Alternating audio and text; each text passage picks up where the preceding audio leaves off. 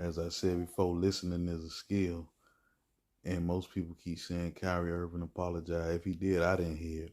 But check this out right here. What I'm finna play for you. They want him to apologize, and they want him to apologize the way they want him to. They want him to say he's not this and he's not that the way they want him to. But check this out.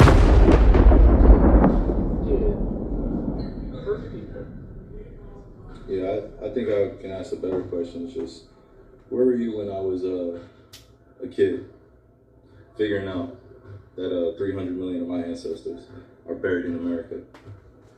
Where were you guys asking those same questions when I was a kid learning about the traumatic events of my familial history and what I'm proud to come from and why I'm proud to stand here and why when I repeat myself that I'm not going to stand down, it has nothing to do with dismissing any other race or group of people.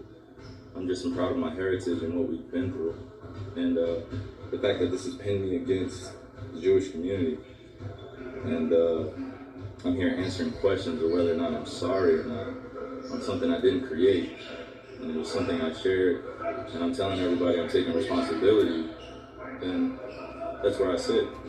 So, these same questions that you guys ask, me dealing with it as being a melanated, pigmented person, all around the world, and dealing with racial biases against my skin color, demeaning me because of my religious beliefs, and I'm still sitting in the seat standing. So I take my full responsibility. Again, I'll repeat it, for posting something on my Instagram or Twitter that may have had some unfortunate falsehoods in it. But I also am a human being that's 30 years old, and I've been growing up in a country that's told me that I wasn't worth anything, and I came from a slave class, and I come from a people that are meant to be treated the way we get treated every day. So I'm not here to compare anyone's atrocities or tragic events that their families have dealt with generations of time.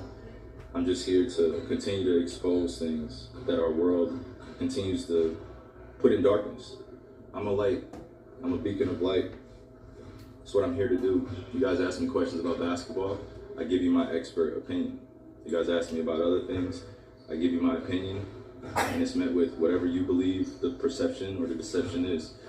You guys investigate my life every day, and you justify it by serving your own purpose, which I honor. I would like the same respect in return, figuring out just like anyone else. So please keep that same energy when we're talking about anti-other things. Because just because I post a documentary doesn't mean I'm anti-Semitic. And doesn't mean that I'm automatically standing with everyone that is believing in that. So it's unfortunate timing that we're in, but I'm glad that I can stand on the truth, because I'm not afraid of these mics, these cameras. I used to be looking everyone in the eye and telling them the truth. And I'm proud of who I am.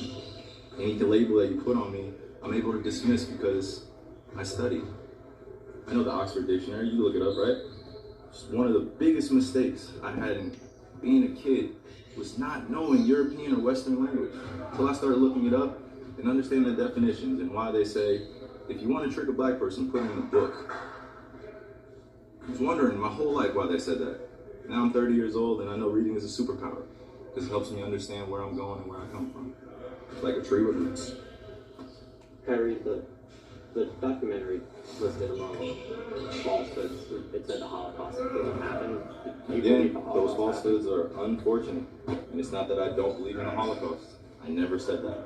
I never, ever have said it. It's not come out of my mouth. I never tweeted it. I never liked anything like it. So the Holocaust in itself is an event that means something to a large group of people that suffered something that could have been avoided. No one said we had to practice racism.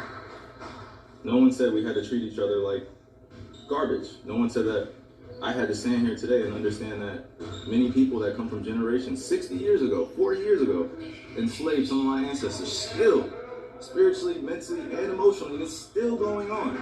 You guys are asking me respectfully to speak on something that was a documentary that I had nothing to do with. I didn't make it.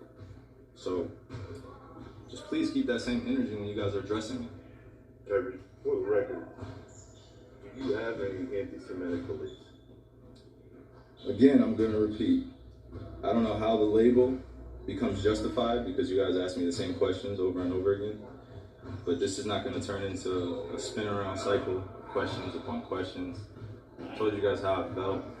I respect all walks of life and embrace all walks of life. That's where I sit. I think what people want to hear though is just a yes or no on that question. Yes or no. I cannot be anti-Semitic if I know where I come from. I cannot be anti-Semitic if I know where I come from. I cannot be anti-Semitic if I know where I come from.